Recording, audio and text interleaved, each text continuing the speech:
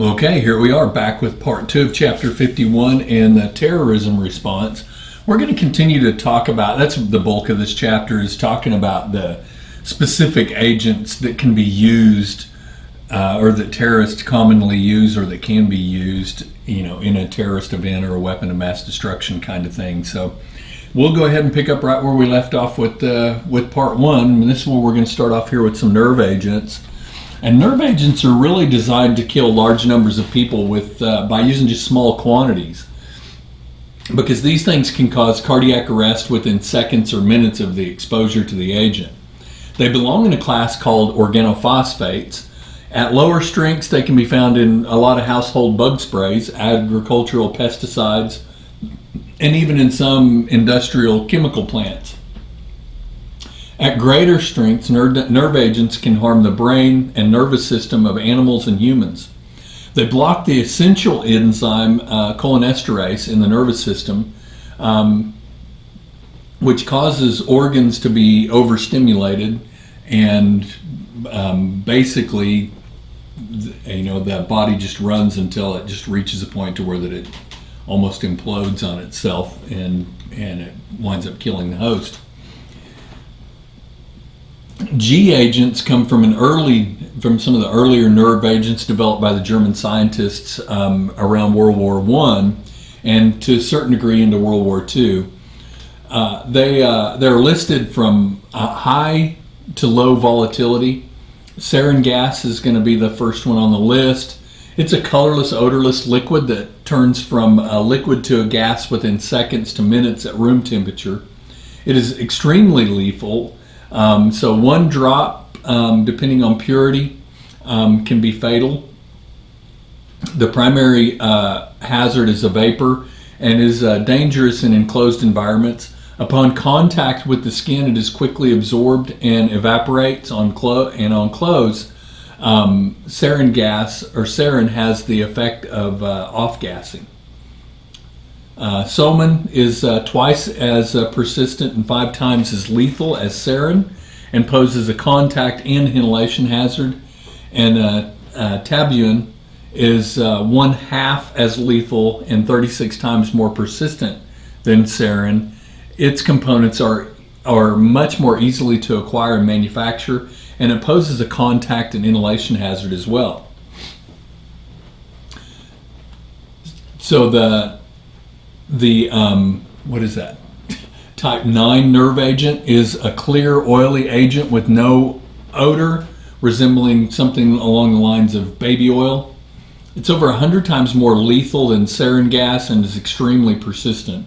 It can remain unchanged for weeks or months, and it's primarily a contact hazard because it lets off very little vapor. It's easily absorbed into the skin, and it's really hard to decontaminate. It's really hard to get rid of. And you can see an example of that here on a coin, which is enough on that coin to be fatal. Novichok is a group of nerve agents developed in Russia. They're produced and delivered as liquids or powders. Some varieties are potentially 5 times more deadly than the type. What is that, type 9? I don't know how it's, or the VX. It's a lot more deadly than that. Novichok agents are difficult to detect. Some are binary chemical weapons that are mixed just prior to use. So Novichok is an extremely deadly agent. So once one of these agents has entered the body through the skin or through the respiratory system, there'll be a pattern of predictable symptoms that we typically see. Severity is going to depend on the route of exposure and, of course, the amount the patient was exposed to. The resulting symptoms of the nerve agent exposure are described by the mnemonic dumbbells. So we wind up with diarrhea, meiosis, muscle weakness, bradycardia, bronchospasms, bronchorrhea, emesis, lacrimation, seizures, salivations, and sweatings. So that mnemonic really kind of helps us along the way with that, to give an idea of what to look for or what to suspect when we see all those signs and symptoms together. Treatment for this, of course, fatalities from exposure occur as a result of respiratory complications, or at least that's primarily what causes them. So EMS personnel should always wear appropriate personal protective equipment, especially to guard against the respiratory possibility of exposure. Patients should be thoroughly decontaminated before treatment, so we don't wind up spreading, the contaminants around, between, in the back of the ambulance and between future patients that we may be picking up. Organic solvents are agents that damage living tissue by dissolving fats and oils. There's no known antidote for an organic solvent exposure, so we want to decontaminate the patient and manage the presenting signs and symptoms as best we can, because there's just not a whole lot of options for them. Riot control agents, of course, this is not unusual, and it may not necessarily always be a terroristic thing, but it could be, during a riot or something like that where multiple people are exposed to riot control agents. But it's mainly used as crowd control by law enforcement, or but it also can be used as an agent of terrorism. Tear gas, pepper spray are the most commonly used riot control agents, and they're fairly readily available. So when taking care of somebody that's been exposed to this, we want to remove the patient, of course, from the environment. General decontamination recommendations usually apply. The recommended practice is dilution of the riot control agent using large quantities of water. Additional treatment is going to be based on the presenting signs and symptoms that we may see. Toxic alcohols such as ethylene glycol. Ethylene glycol targets the heart, kidneys, and liver. There's no antidote or specific treatment beyond managing presenting signs and symptoms for toxic alcohol exposure. Follow the general safety recommendations for terrorist incidents when you're dealing with toxic alcohol agents. Vomiting agents such as atomicite causes uncontrolled nausea and vomiting. Treatment and management involve no antidote or specific treatment beyond managing the signs and symptoms as they present themselves. Biologic agents are organisms or products of organisms that are cultivated in a laboratory to cause disease or death. Primary types of biologic agents used during a biologic event are usually what we'll see as viruses and bacteria that are the most common things that are used. When used as a weapon of mass destruction, biologic agents may pose many different issues. They can be completely undetectable. Diseases caused by biologic agents are oftentimes similar or mirror other common illnesses, so they can go undetected for a little bit longer length of time. Biologic agents can be spread in various ways, including dissemination by poisoning of water supplies, or aerosolizing the agent into the air or into a building's ventilation system. A disease vector is an infected animal that spreads disease to another animal. So some of these can be spread by, infecting a population of animals, mice, rats, pets, other kinds of things, and then it would be disseminated to, other people as well.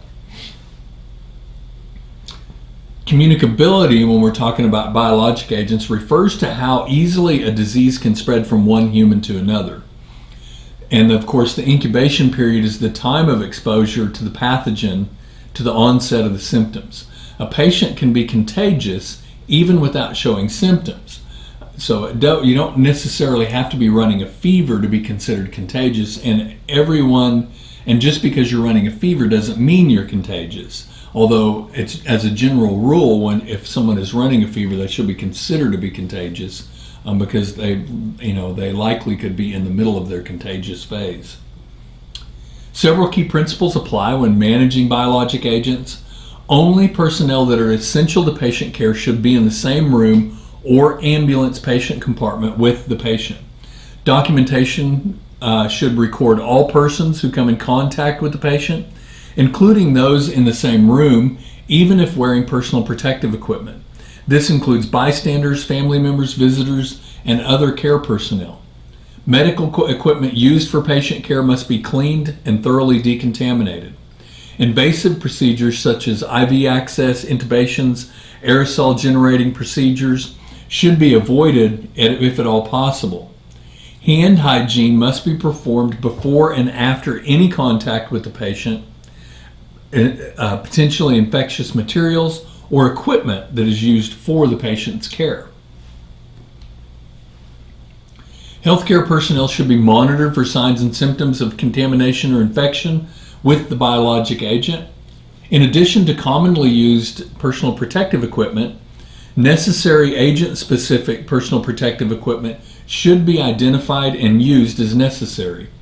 Proper PPE donning and doffing procedures must be carefully followed to avoid the possibility of cross-contamination. Additional decontamination equipment and procedures may be required depending on the specific agent that's being dealt with.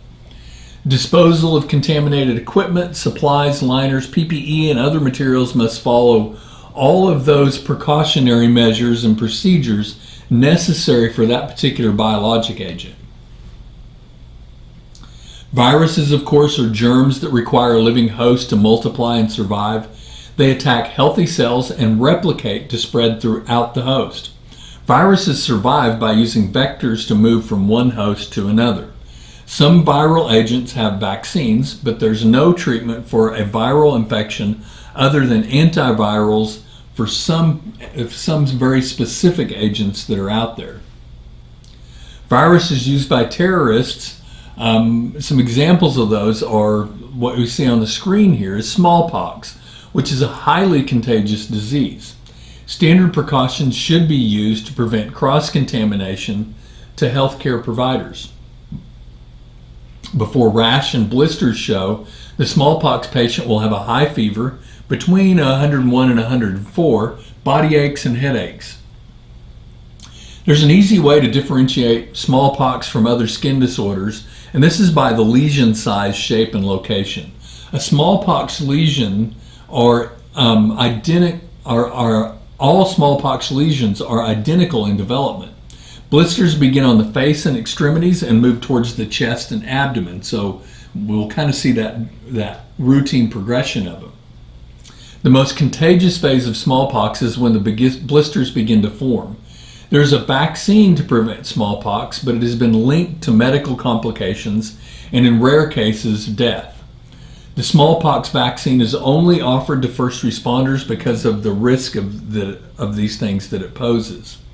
If an outbreak were to occur, the vaccine would be offered to people that are at most risk of catching or having complications due to smallpox.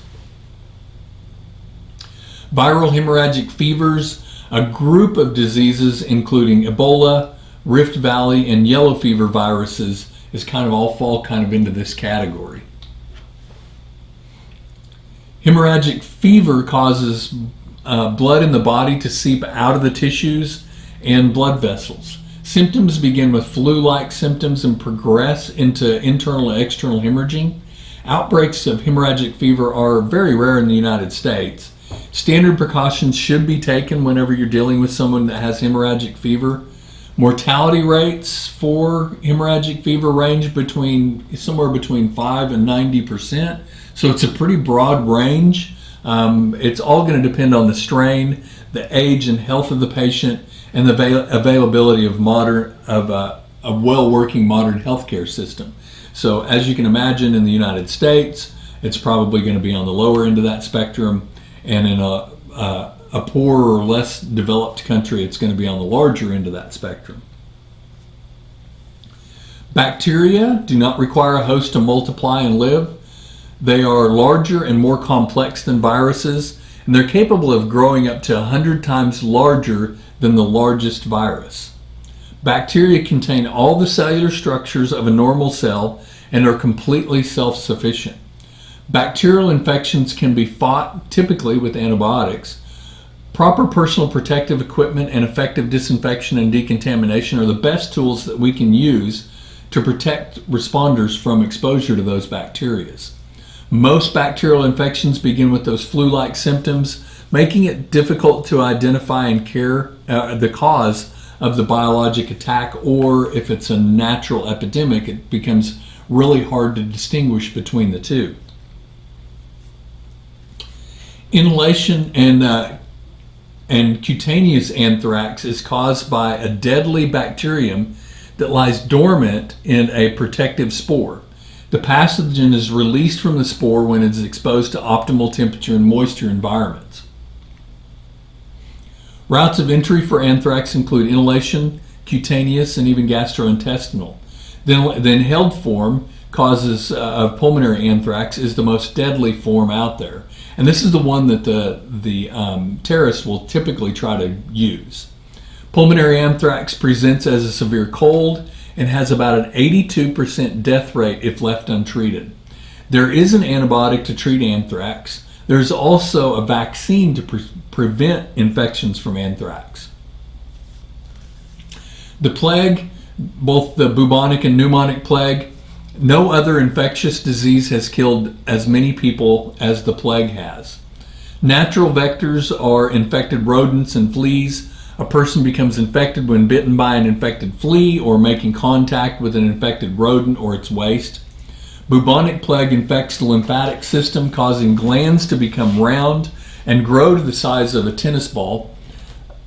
This infection can spread throughout the body and lead to sepsis and possibly death if left untreated. The bubonic plague, however, is not contagious from person to person. You have to catch it from the vector, from the flea or the rodent or its droppings and those kinds of things. You're not going to catch it from another person. Pneumonic is a lung infection. It is contagious and it has a much higher death rate. Pneumonic plague is easier to disseminate when aerosolized, so this would be the vector of choice, or the plague of choice for a terrorist if they were going to use it. Biotoxins are produced from plants, marine animals, molds, and bacteria. Routes of entry can be ingestion, inhalation, aerosols, and even injection.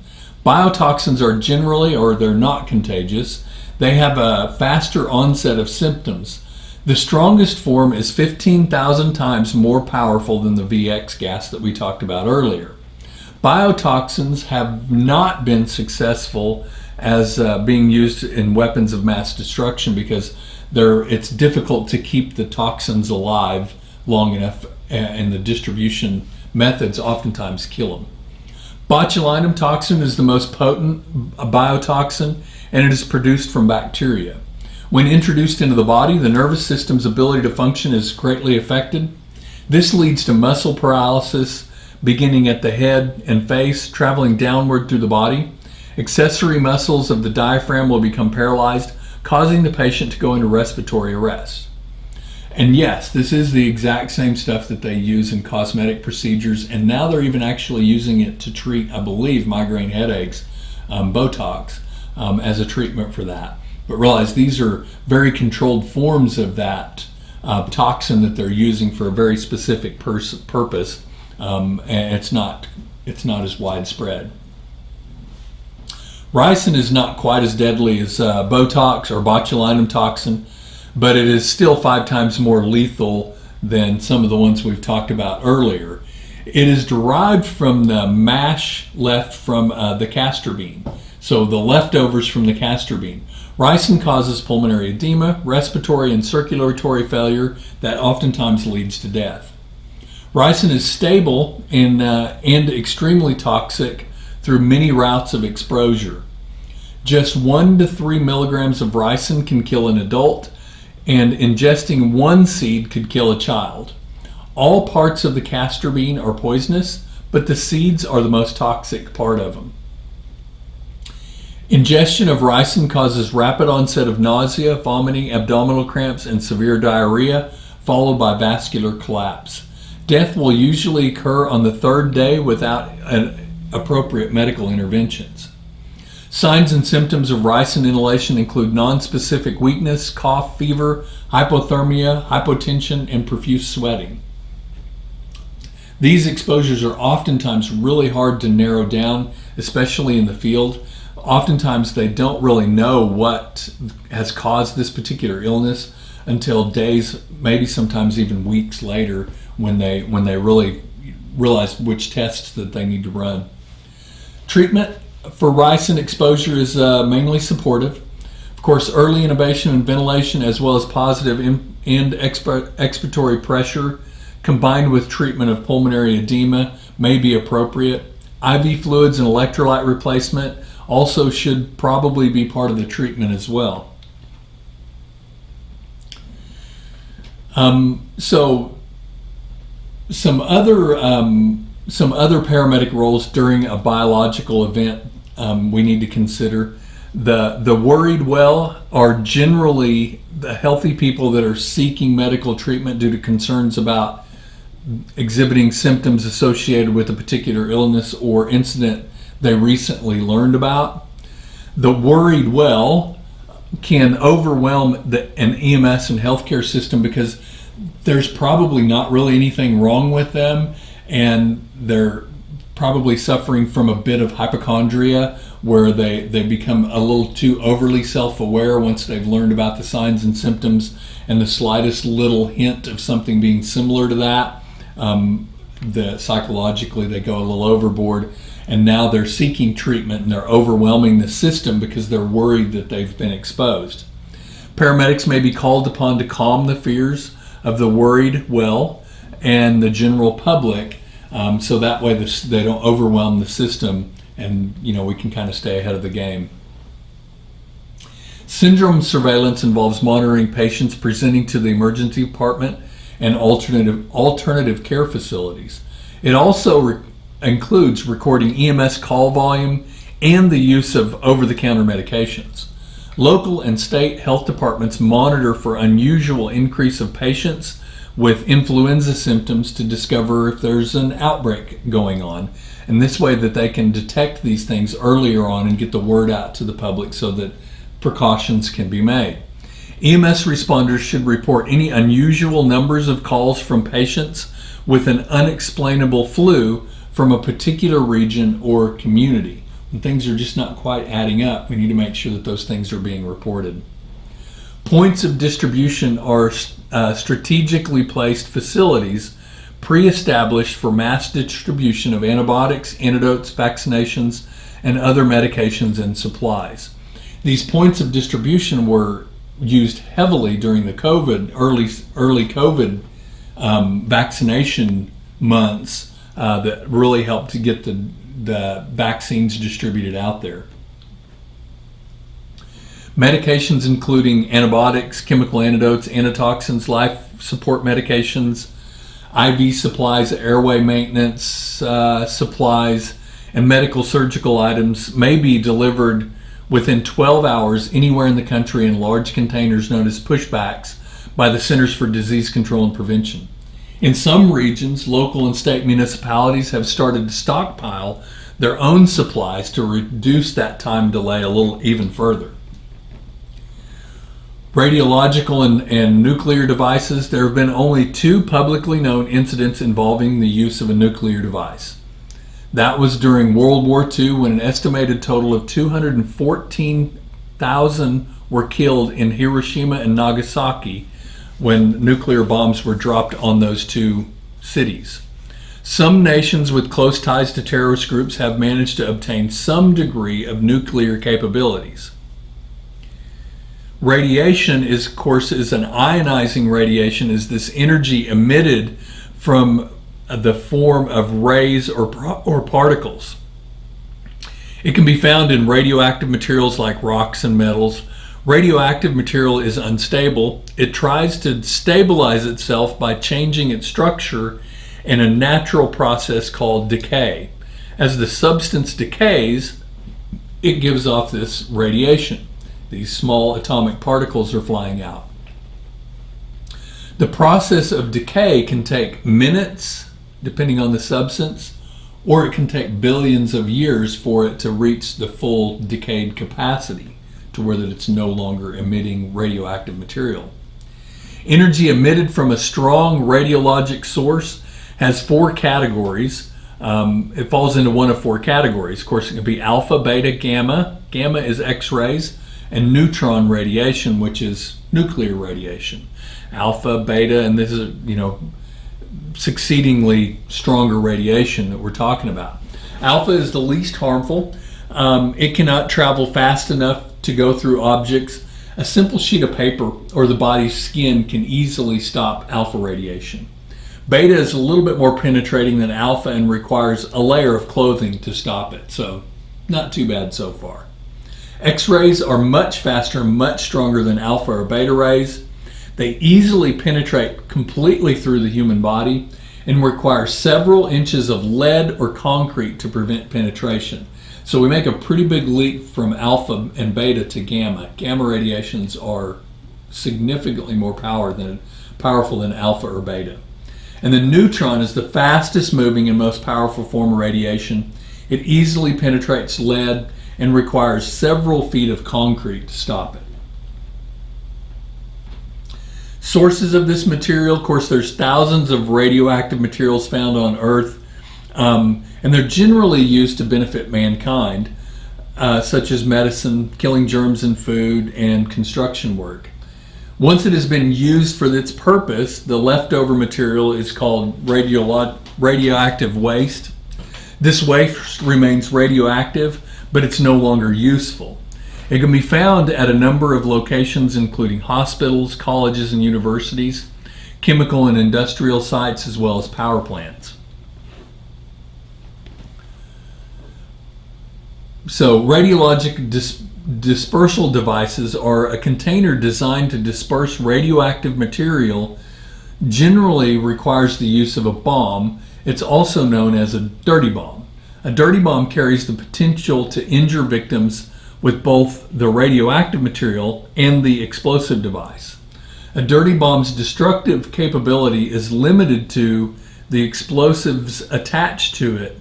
If an explosive is designed to kill 10 people, it will do the same even with radioactive material added. It won't change anything.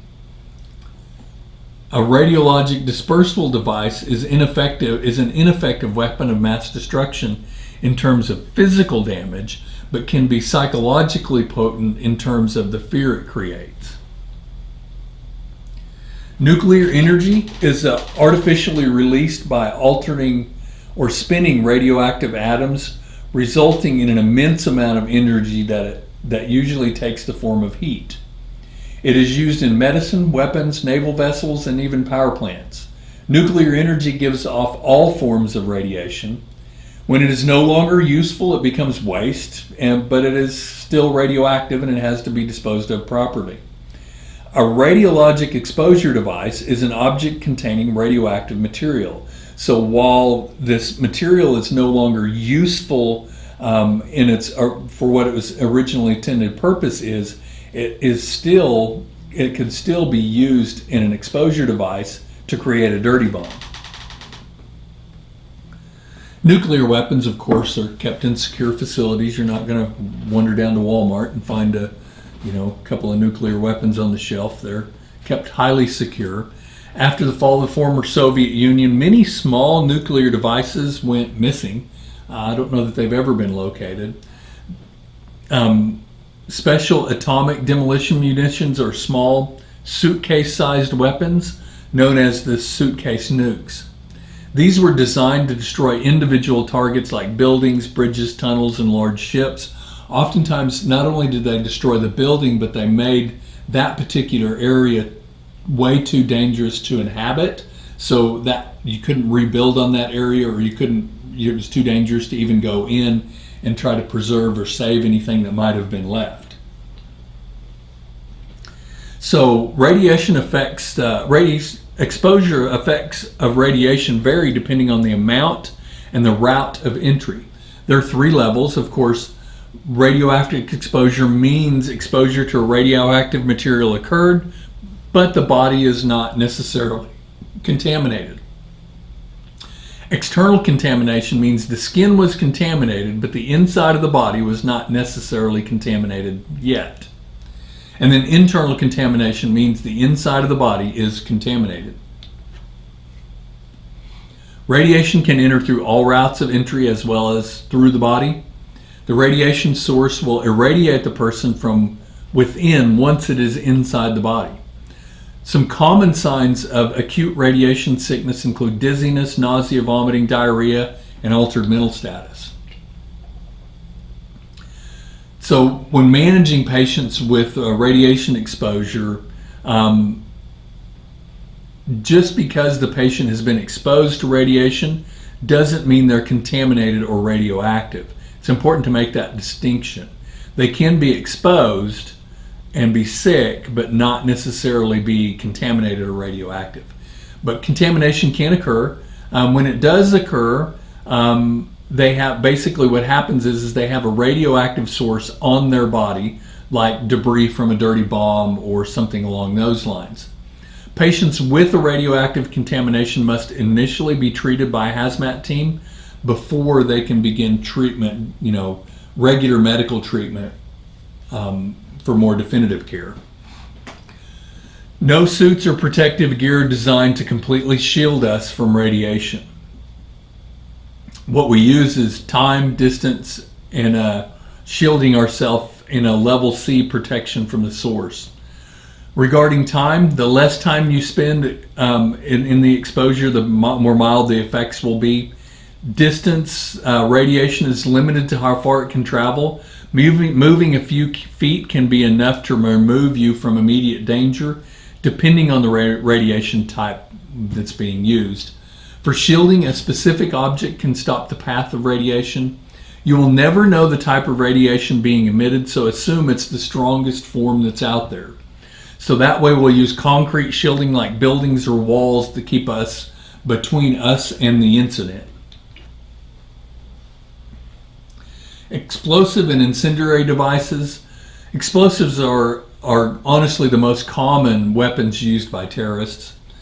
Improvised explosive devices are the most widely used, and these have become they've been around for a long time. They're not necessarily anything new, even though we've really heard the most about them over the last 20 plus years because of their use in Iraq and Afghanistan, and the soldiers that are coming back that have had devastating injuries because of these. But these are some of the most common.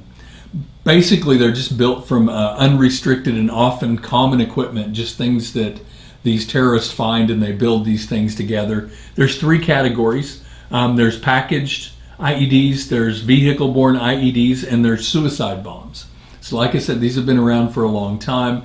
The packaged ones were the ones that were probably the biggest surprise. We were aware of vehicle and suicide bombers, but the packaged ones were the ones that created the most problems. And this is what the terrorists used in the Boston bombings as well. Some pretty common things that they used, crock pots was the container that held the I think it was ball bearings or something like that in the explosives. Incendiary agents such as acetone are combined with chemicals to produce explosives capable of mass destruction. A lot of these chemicals that they use are readily available and easily found. The chemicals that were used in the Murrah bombing in Oklahoma City in '95 were fertilizer agents and diesel fuel, and then they used I don't remember exactly what they used, as blasting cap or something like that to set off the chain reaction.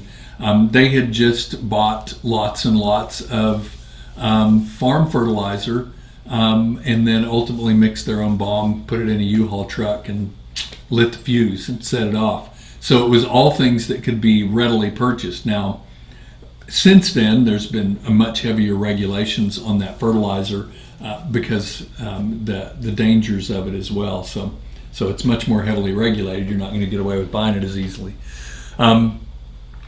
So packaged IEDs can come in the form of pipe bombs, which were used in the '96 Centennial Olympic bombing in the park that year.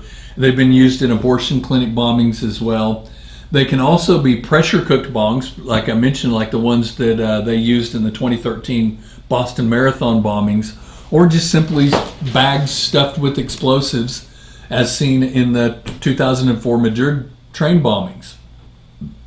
Packaged IEDs are often packed with what's known as enhancements, or these things that act like projectiles or penetrating objects. And they'll use any number of things such as nuts, bolts, marbles, ball bearings, and even chemical or radioactive agents, just anything that they think could cause more harm or more damage and that kind of stuff. They will use those things as to create, more destruction. Vehicle-borne are made by packing a vehicle with explosives. Unfortunately, vehicles can hold a lot. As I mentioned before, in the Oklahoma City bombing in '95, they used ammonium nitrate, which is just an industrial-grade fertilizer. They mixed it with diesel, which just so happened to be like a fuel oil mixture, and then set it off. Also, the bomb that was used in the '93 Al-Qaeda attack on the World Trade Center used this same type of bomb, although it had devastating results. I don't think a lot of people realize how much damage, and I don't remember how many people died in that, but several did, how much damage it actually did to the parking structure underneath the World Trade Center. But people didn't realize how much damage it did.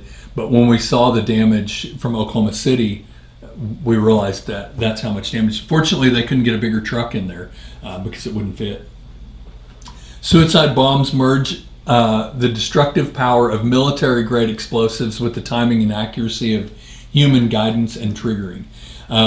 Suicide bombs always kill the host. They're low cost, low technology, but they're highly effective. They're easily concealed and carried and delivered with accuracy. Recruits for suicide bomb attacks are sadly readily available.